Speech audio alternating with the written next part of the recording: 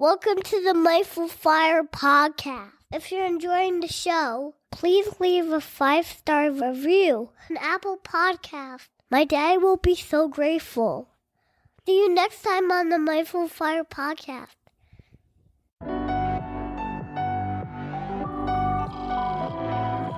Welcome to the Mindful Fire podcast, where we explore living mindfully on the path to financial independence and beyond. I'm your host, Adam Quayo, and I'm so glad you're here. On today's episode, we're doing something a little different. We're having our first anonymous guest, FIREy Philanthropist.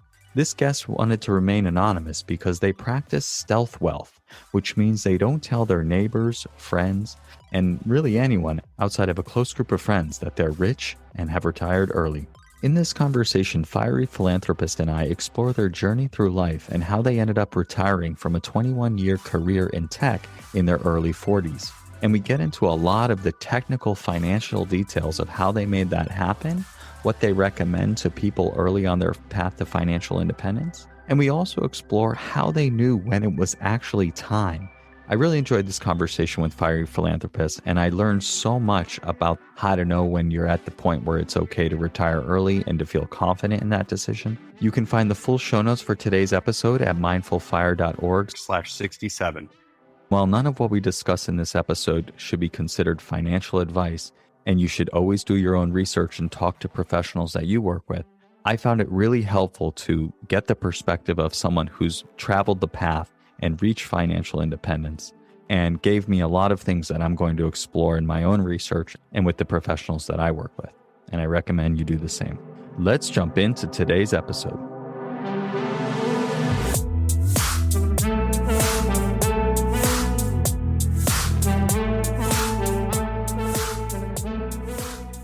FIREy Philanthropist, welcome to the Mindful Fire podcast. It's great to have you here.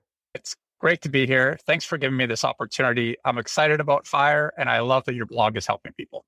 Thank you for that. So, FIREy Philanthropist, I'd love to have you start by sharing a little bit about your backstory, your journey to reaching financial independence and retiring early in your mid-40s. Yeah, so I had a lot of privilege. Straight, white. I had 2 college-educated parents. In elementary school, my parents were able to help me overcome dyslexia. I was held back a year, and so they paid for private tutoring. And my parents helped me get summer jobs where I kind of learned the value of hard work and persevering through challenges. I was able to go into the Boy Scouts and learn the joy of volunteering and having leadership opportunities. I was voted high school class president and the president of my computer club at university. And those leadership opportunities let me shine and learn things. And my private undergraduate school had small classes. And so I was able to get to know professors who were able to give me great letters of recommendation, which helped me get into a graduate school. And in graduate school, they took all of us to the premier academic conference where I was able to stop by the recruiting booth of a tech company. And that led to more and more interviews and eventually working for tech. And once I got into tech for 21 years, I learned a lot about FIRE and volunteering, and I was able to retire about 21 years later. And now I spend my time volunteering. And I practice stealth wealth, which means I just don't tell most people that I'm retired and rich. I answer their questions about what do I do as I help nonprofits. I'm on the board of multiple different nonprofits. I love helping people and donating money, and that's why I call myself a philanthropist. Thank you for sharing that. And you mentioned at the outset that unearned privilege really played a big part in your journey. And I can certainly relate to that, being a straight white male as well. But most people don't talk about that. And so can you talk about why it's important for you to acknowledge that and really look at the impact that had on your path in life and to being able to achieve FIRE in your 40s? I think as a philanthropist, I've learned that everyone has challenges. Everyone is unique. And I had certain opportunities that other people did not have. I could have easily had dyslexia like many of my friends in elementary school and dropped out of high school. And we would not be having this conversation if I dropped out of high school. I only was able to succeed in life because people helped me. People went out of their way, teachers went out of their way to help me. And part of that is just my parents were willing to stand up for me and go to teachers and go to other places and say, he needs special help. And that special help has made a huge difference. And retiring in your 40s is a privilege. And I just want to keep myself centered. Sure, I worked hard, but most people probably work harder than I am in many cases. And so it's just a realization that I need to acknowledge that not everyone had the same opportunities as me. And part of my role is to try to help more people. And that's why I really do try to help a lot of people. Some of my friends and some of them just people I meet to help them get the leg up that I got. Thanks for going into that. I think that's really important to recognize. I enjoy a lot of privilege in my life. A lot of people do, and they just don't recognize that. And for me, I think that I'm still recognizing all the ways in which life has been really easy for me. A lot of people work a lot harder than me for a lot less money. And it's an absolute privilege to be able to not have to worry about that and to be able to recognize how and when and where I can help others and make it so that more people can have the benefits that I've been able to enjoy. Yeah. And I think that a lot of the success I've had is because of what I've learned. And a lot of people just don't have those opportunities to get one-on-one coaching or helping with basic financial topics. We'll probably discuss today some more of the advanced topics like mega backdoor Roths and spending rates and things like that. But many people just need help with other basics, like just what is a budget and how can I do my taxes to maximize my refunds? And so all of us can learn and we're all on a different journey.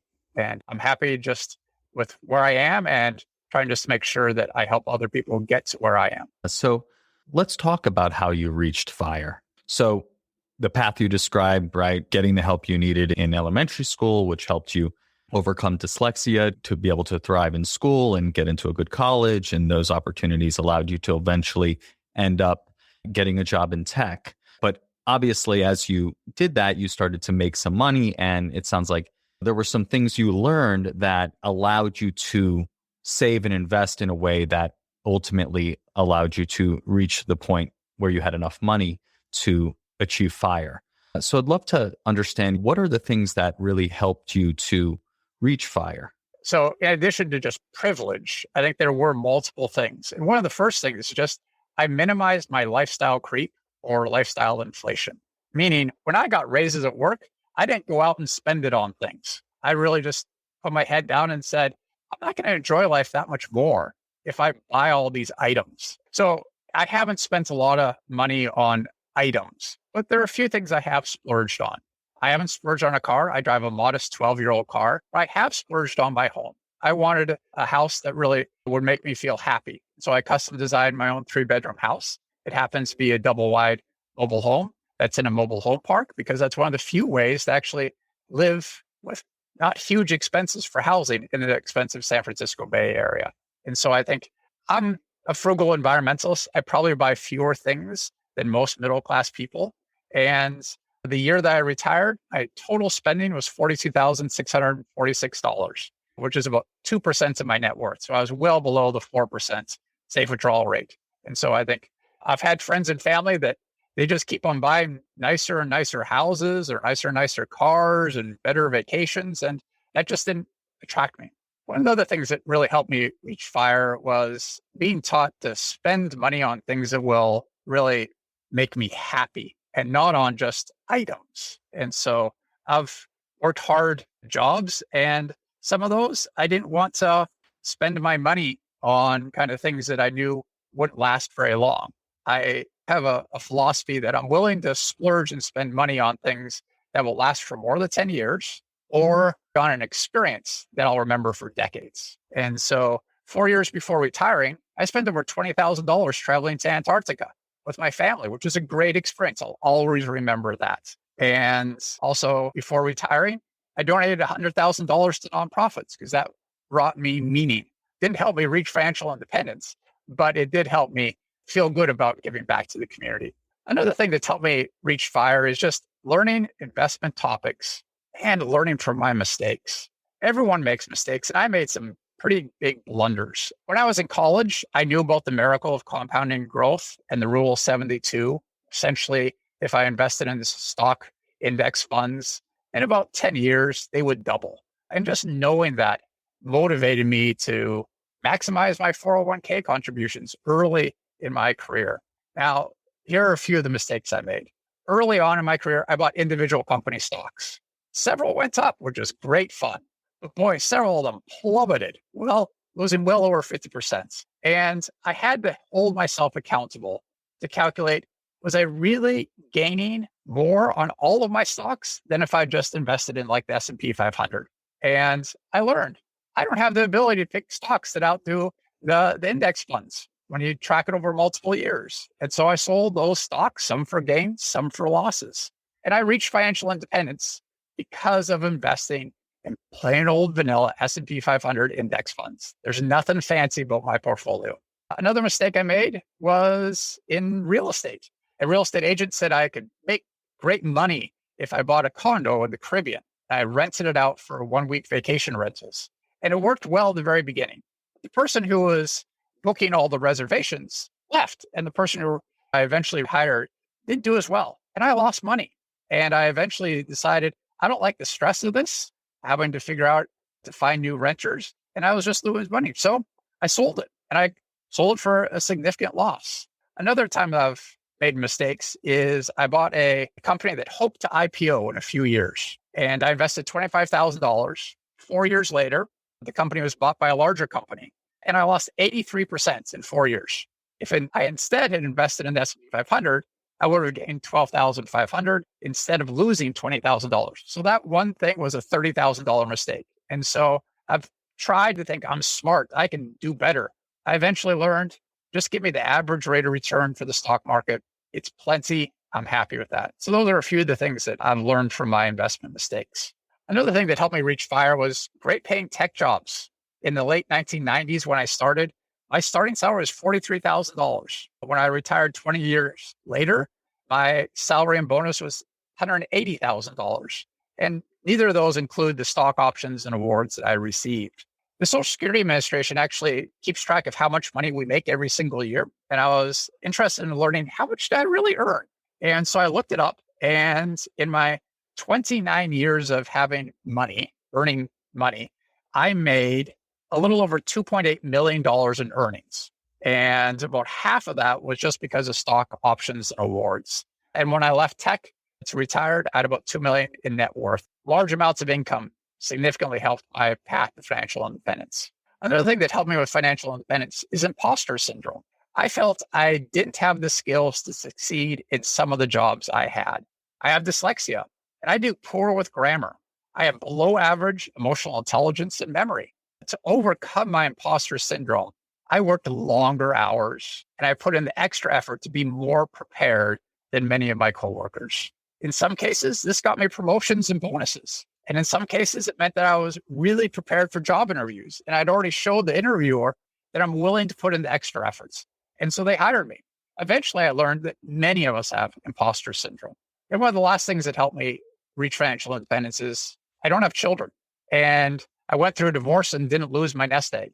And so I'm grateful for that. I totally agree that lifestyle inflation is one of the major things that can cause people to slow their path to FI, because as they increase their income, which could go to expenses, they just instead invest that in inflating their lifestyle costs with nicer cars, nicer meals, nicer vacations, and it really doesn't bring them long-term happiness. So I'd love to hear a little bit more about your thoughts on avoiding lifestyle inflation. I think all of us struggle with lifestyle creep. We'd always like for someone else to clean our house or to clean our car or to have something that will impress our neighbors. And I've learned that just thinking about none of those things are really going to make me happier. If my neighbors see I have a nicer car, it's a few moments of thinking, hey, I'm really great. But long term, that's not going to increase my happiness. And so for me, it's really just deciding what's really going to free up my time and allow me to spend my energy on things that I like. And shopping is not something I particularly like doing, but I have learned that in some cases I was just too frugal. I would buy cheaper stuff and feel good about it, but then have to replace it a few years later.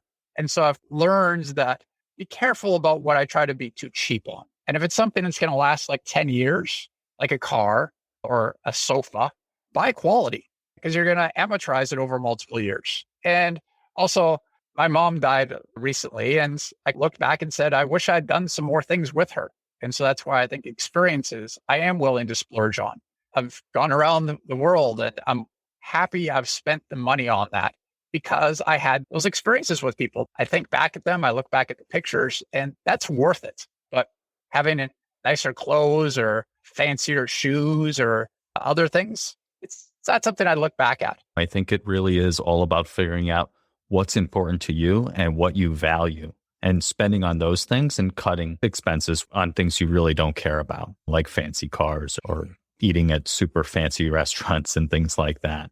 So it sounds like you made the decision that you wanted to work a few more years to be more comfortable with the percentage of money you would need to live off of. How did you know when it was enough and when it was the time that you were ready to switch, make the leap to leave the workforce and retire early? So it was a big decision, and I lost sleep over it. I thought about it for a long time, over a year. And a lot of my mental worry left when a certified financial planner told me I'd already reached FI. And it was great just to get that second opinion, someone who knows this stuff. I told him where all my investments were, my asset allocation, how much I expected as expenses once I retired. And he plugs it into his own software, and it comes out with these beautiful looking graphs. And most of the graphs kept on growing. And it's like, if you retire now, 20 years from 30 years from now, you'll probably have even more money than you do now. And here's the likelihood you'll actually run out of money. And the likelihood I'd run out of money was very small. And so having that professional opinion really helped. And he did a few things when he did that. Is he covered multiple topics, like what is a safe withdrawal rate and asset allocation once I retired. And I realized sitting next to him, I already knew these topics. I had done enough research on my own that I knew what was a safe withdrawal rate. I knew that I had to still be invested in stock index funds once I retire. And so it boosted my confidence that I really knew what I was doing. And I wasn't taking as big a risk of like, oh, I'm pretty sure I can retire on the amount of money I have. So once again, the financial advisor really helped with that. He also did help me think about sequential risk, which is once you retire, the first few years, you're not earning an income. If the stock market goes down tremendously, it's very hard to recover from that. And so sequential meaning the time-based risk. And so for the first few years I was retired, I actually became more conservative in my investments. I went to about 20% bonds. But after my investments grew for multiple years, I went back to nearly 100% stock index funds. So once again, financial advisor really did help with that. But even after he told me I was financially independent, I still worked for over a year later, which I was happy to do. I think part of the reason I felt comfortable is understanding safe withdrawal rates. I had read an article about 4%, and I knew that if I was going to do that without a safety net of having a spouse at work or having other safety nets, I needed to know what that really is. And so I read dozens of articles on the safe withdrawal rate. And I eventually said, 4% isn't good enough for me. I'm shooting for less than 3% safe withdrawal rate. And eventually, once I did retire, my first year, I was about 2%. And now my withdrawal rate is even lower than 2%. And I really needed to understand safe withdrawal rates. And I really needed to know how much I was going to spend once I retired. Now, when you're working for a company, you don't pay a lot of your healthcare costs. The company pays those. Once you retire, you have to pay your own health insurance. And so I was like, I don't know how much that is going to be. And so I had to go to the Obamacare marketplace and type in all my age and all these other things and figure out what would be my insurance costs. And as a side note, once I retired, my insurance costs are about 10% of my total expenses. It's a significant part of my expenses. Knowing my spending, the other part, as we've discussed, is I need to have more confidence that my housing costs were not going to explode. They weren't going to grow tremendously. And so that's why I really paid attention to putting myself into a situation where I wasn't going to have a mortgage, that I knew what taxes and rents I would pay, and really feeling confident with that. And for multiple years, I have tracked every single expense I have. I can go back in my spreadsheet and tell you exactly how much I spent last year, the year before that. And it's a great exercise. I highly recommend people do that. It's not very hard at the beginning of every year to go to your credit card companies and download all your transactions, and go to your bank and download all the transactions, put them in a spreadsheet, and look, how much are you spending on housing? How much are you spending on food? How much are you spending on travel? Is it aligning with your goals? Other things that made me feel comfortable about retiring is just realizing my net worth was going to go up and down significantly because the stock market goes up and down. I can remember maybe the first times I ever I logged in my portfolio, I lost over $10,000 today. I was like, wow, that's a huge number of paycheck. That will happen. You will experience probably a 50% crash in your portfolio in your lifetime. I've experienced multiple of them. And so you just have to realize once I retire, it's okay if my money goes down. I know that we'll recover. And I have proved to myself that I'm not going to panic sell when the stock market goes down by 20% or 30% or 50%. And to have that confidence in myself that I know I'm not going to panic. The other thing that really helped me is I could always go back to work.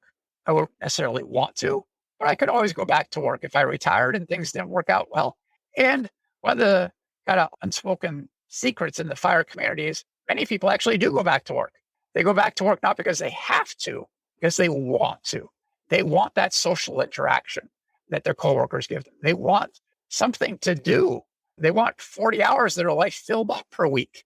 There have been times where I've been a little bored in retirement or a little lonely, and I had to find things that would make me excited again. So it's not a failure to go back to work after you reach financial independence, especially if it's something you really enjoy.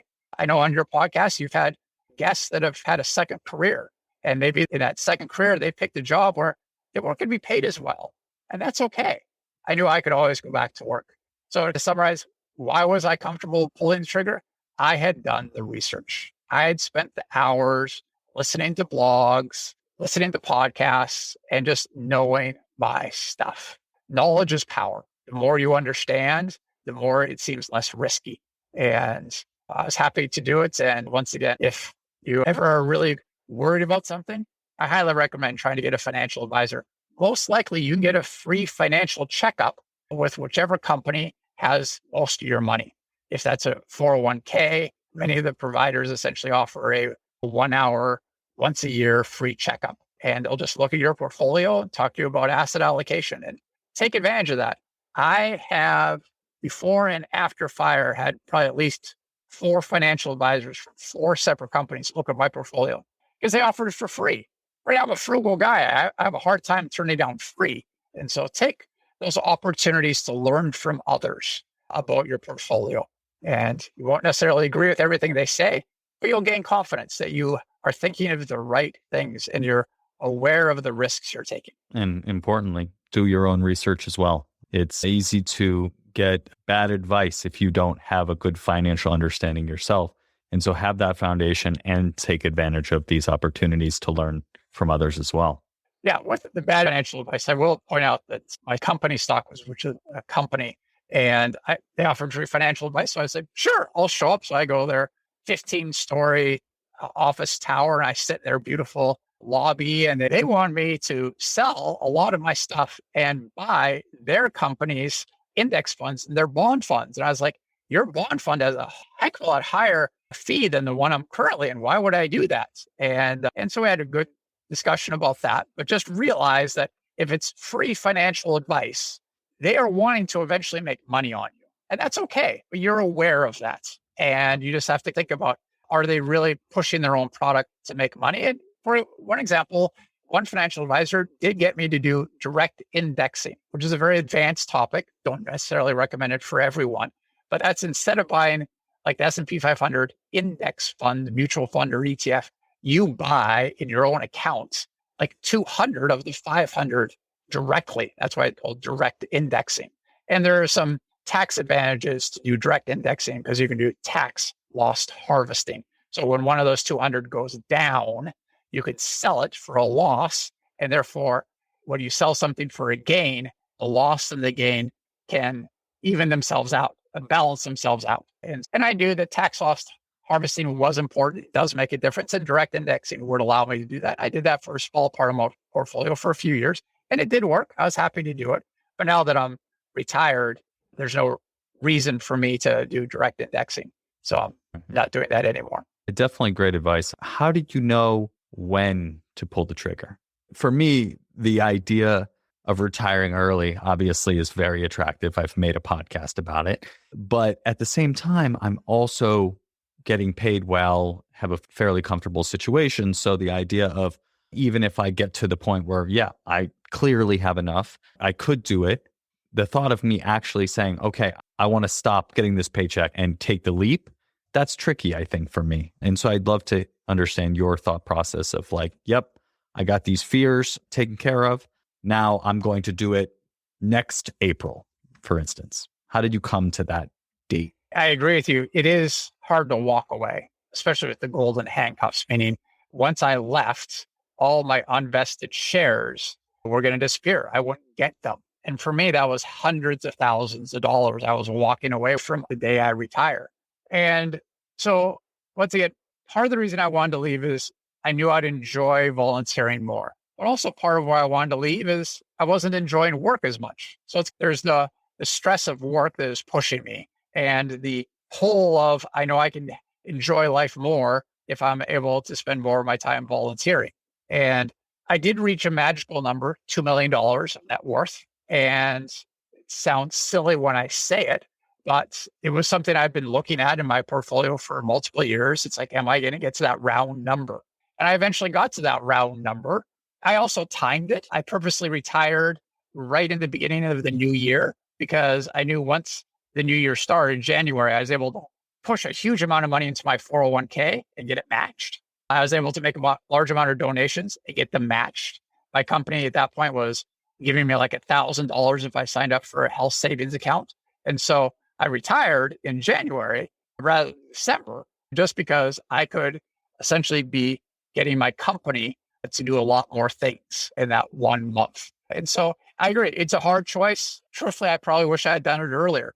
Now that I know that things have gone well, the market didn't crash right after I left, but it's a tough choice. And I sympathize with people who are going through that. But once again, for me, it was part of a push, part of a pull. And at one point, it just wasn't worth it anymore. I just didn't want to have to go to work and do the same stuff I've been doing for 20 years. But I do miss the people. Yeah, definitely get it. And as you said, you sympathize with the people going through it, going through a very privileged thing. Back to what we were talking about before, it is an absolute privilege to even have the ability to think about this problem that we've just discussed.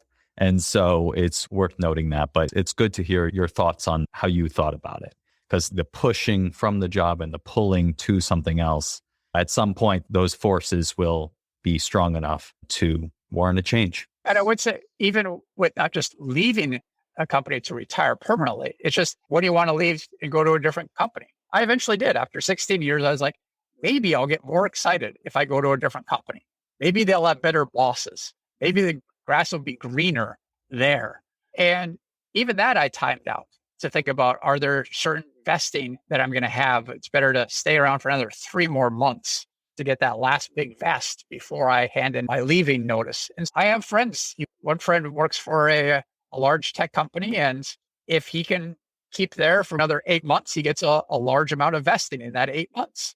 Does he necessarily want to do that for the next 8 months? No, but when he actually looks at the dollar amount for that one vesting, he's like, I can struggle through because there's a big payoff. But right. It's just knowing what is your vesting schedule, knowing what is your next thing. And I also had the advantage of when I left after 16 years, I'd already been hired by the second tech company. So I didn't take the risk of just leaving and trying to find a job. I found a job when I was currently in a job and then switched. But as a side note, I really disliked that my company I was hired at didn't allow me to take more than a 2-week break between jobs. So I was like, I'd really love a sabbatical. Maybe I could re-energize myself. And no company's ever allowed me to do a sabbatical or take off a large amount of time between jobs. So that'd be another piece of advice I'd have. If you're switching between companies, try to schedule enough time that you can really decompress and have time to mentally shift to the new company. Yep. Was just talking about that earlier today, actually. Definitely feel you on the sabbatical thing, because I've been doing what I'm doing for 11 years now.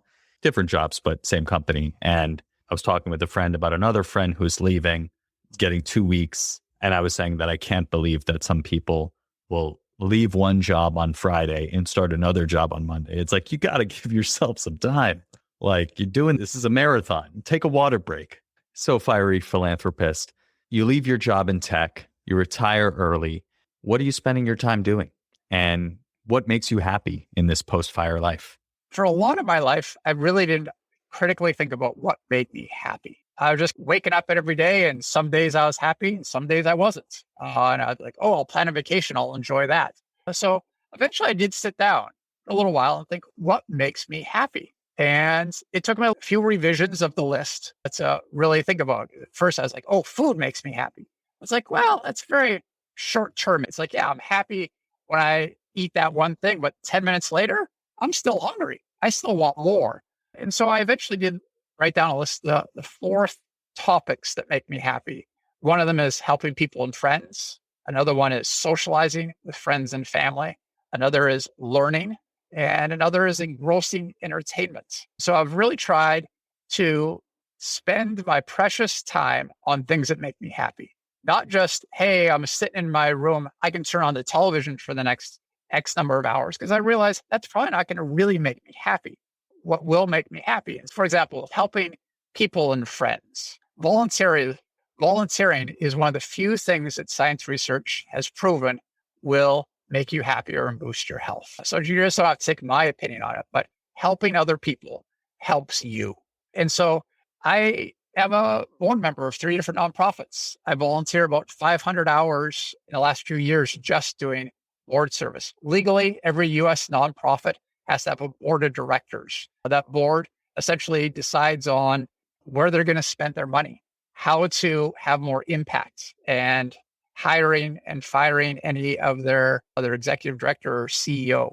And so I joke that I have a high tolerance for committee meetings. Volunteering makes me feel like I'm making a difference. And I realize that I can influence a budget and say, hey, we should spend 20% more on this program to help these number of kids or this other thing, more than if I was just a volunteer actually maybe helping those kids. So I think I get more impact by being on the board rather than just a volunteer doing their basic program. So you spend a lot of time on the boards of these nonprofits and working directly in some of them and creating more impact through the board work. What are the causes that are important to you? I'd love to understand what areas are important to you and that you are pulled to give your time and energy to. I did take a long time to really think about what types of nonprofits make me happy. I'm a frugal environmentalist, but I'm not on the board of any environmental nonprofit. One of my nonprofits helps pay for scholarships for middle school and high schoolers in developing countries like Kenya and Tanzania, because I realize, bang for the buck, if I send $100 to a 12-year-old girl in an African country, that can be life-changing because she might not be married early. She will have another year of schooling, which will allow her to maybe get a better job. And so that $100 can have a bigger impact internationally. So one of my nonprofits I volunteer does international education. The exact opposite of that is I'm on the board of a community foundation. A community foundation is a place-based nonprofit that fundraises for just that city or that area. It's where I live. It's my city. And so I like it because it's allowing me to learn about the local nonprofit space in my own city. As a community foundation, you usually give grants to other nonprofits. And so I read the grant applications of the nonprofits that are doing things related to homelessness and trying to get the homeless people off the streets, and the nonprofits that are going into our schools and trying to do tutoring to help the kids who are struggling with learning English. And so the community foundation allows me to see what's being impactful in my own community. And then the last nonprofit I'm on the board of currently is a nonprofit that helps people become more efficient philanthropists. It teaches philanthropy, and there are things to learn how to most effectively give money and volunteer. So it's a group of us who are going through the process of learning about how do you decide which are the most effective nonprofits. You can read the tax returns of any US nonprofit, and you can see how much they're paying their executive director. You can see how much they are spending on different programs and how much they fundraise. And being an optimizer in my life, I really try to get the most out of everything I do. And so I was like, philanthropy is important to me.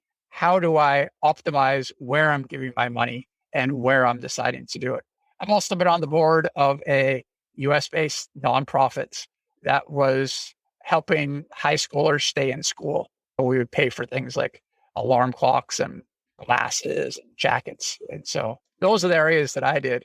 But I think just as importantly, I had to realize, what types of volunteering activities do I like to do? Board service is not for everyone. If you don't have a high tolerance for sitting and listening to other people talk about budgets and strategic planning, then it's not for you. I spent multiple years trying to always say yes to volunteer activities. So when someone say, oh, there's an opportunity to do invasive plant removal, I said, sure, I'll give it a shot once. And someone else said, hey, there's a chance to judge high school debate tournaments. I'll try it once. There's a chance to do construction for low-income housing. I'll do it once. And I found some of those things, I was like, I'm not very good at this. My skill set is not hammering 2x4s to make a house.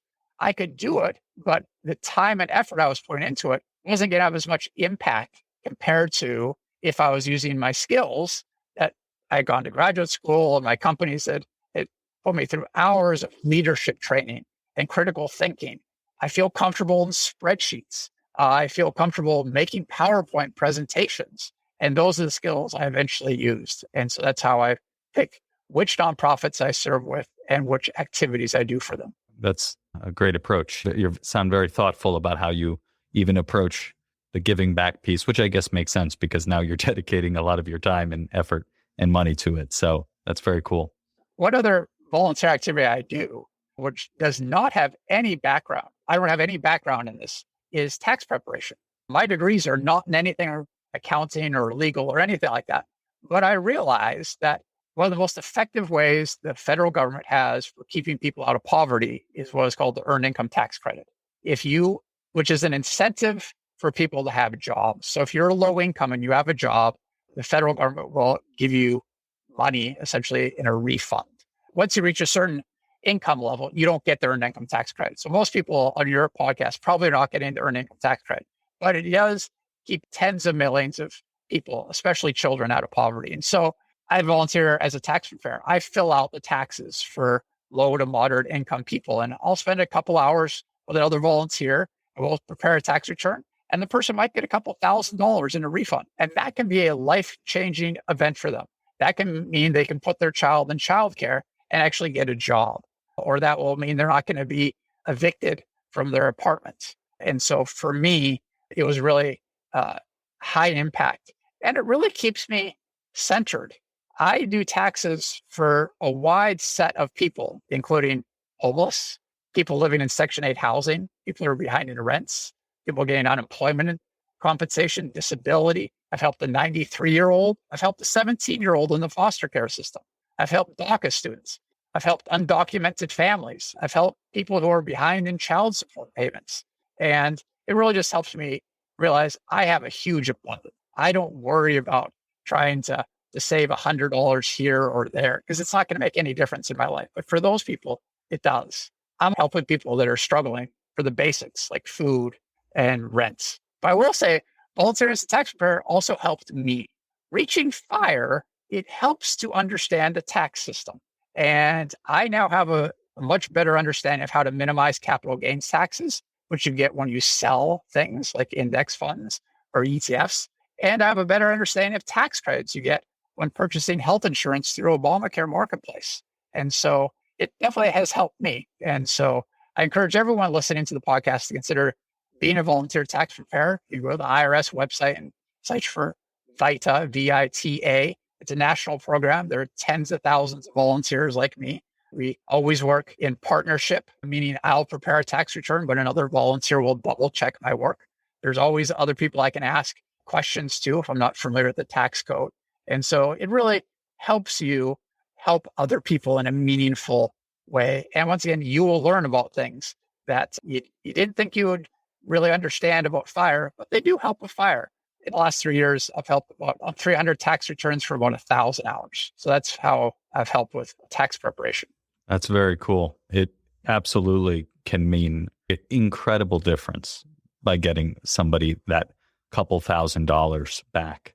And I think with the latest thing that the Biden administration passed, the Relief Act, I think that's going to be even more impactful. Yes, the child tax credit is potentially a game changing, but to get it, you have to fill out your taxes. And many of you in the FIRE community either don't do your own taxes or you're not really confident you're doing them correctly. I've had multimillionaires tell me, it's like, oh, I did my taxes, but I really don't understand them.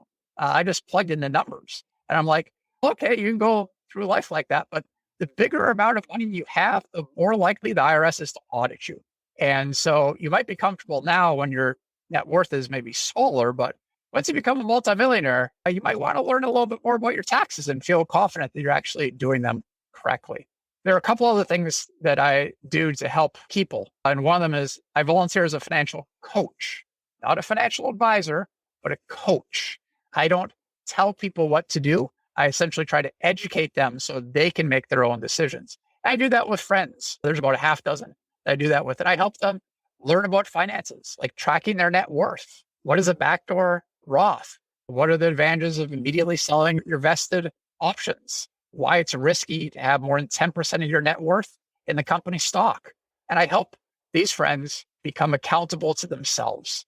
Many of us kind of delay learning about certain things related to finances. And if you don't have a partner that likes learning about FI, try to teach someone else. You will learn in the process. I did not know about the extra $6,000 you can put in an IRA until someone told me about it.